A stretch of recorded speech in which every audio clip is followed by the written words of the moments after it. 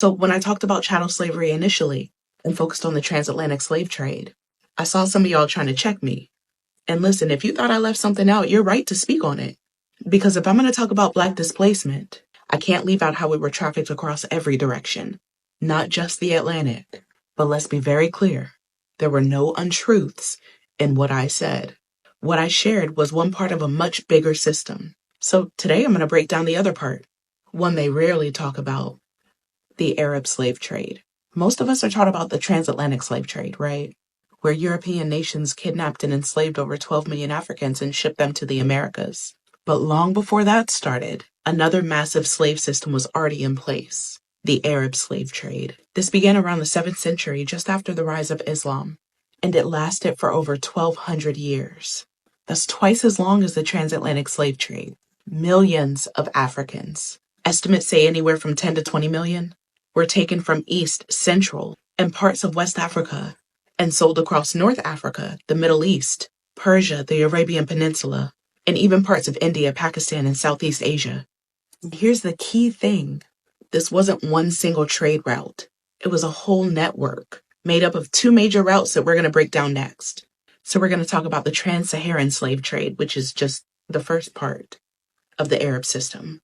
The trans-Saharan slave trade, it involved moving enslaved people north, across the Sahara Desert, into places like Egypt, Libya, Morocco, and Tunisia.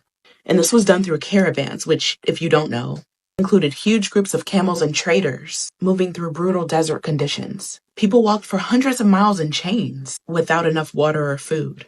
Thousands died just trying to get to the slave market. So who were the victims? Most were young boys and girls from places like Mali, Niger, Chad, and Sudan. The boys were often castrated and made to serve in royal palaces, harems, and courts. The girls were sold as concubines, house servants, and entertainers. The violence was extreme, but so was the erasure. Most of these people never got the chance to build families. Many never made it out of servitude. And because they were often forced to assimilate, their history was wiped out. No records, no surnames, no lineage left behind. So Route 2, under the Arab system, is the Indian Ocean slave trade, which ran east, not north. This route took people from East Africa, places like Tanzania, Kenya, Mozambique, and Madagascar, and shipped them across the Indian Ocean to the Arabian Peninsula, Iran and Iraq, parts of India, Pakistan, Sri Lanka, even Indonesia and southern China. This trade lasted over 1,000 years. And just like the Trans-Saharan route, it focused on Black labor, sexual exploitation, and military service. In India and Pakistan, enslaved Africans became soldiers, guards, palace staff, or enslaved women for royal households. Many of their descendants are actually still there today, but they're often marginalized and forgotten. So why don't we hear about this as much as we hear about the transatlantic?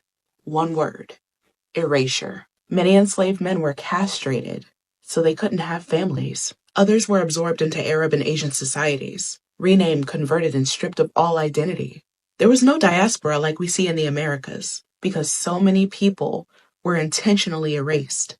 And because Arab and Muslim societies never really publicly confronted their role in slavery, there's no global reckoning, no memorials, no documentaries, no widespread education, just silence. So yeah, I focused on the transatlantic slave trade in my last video, because that's our direct link, especially here in the Americas. But if we're talking about Black displacement and stolen lives, we do have to talk about all of it. The Arab slave trade, the Trans-Saharan route, the Indian Ocean route.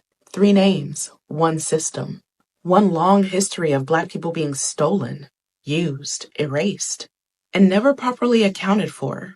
So we honor them, even the ones we don't know, because we're not just survivors of one trade. We're survivors of every direction they dragged us. And the world still owes all of us answers.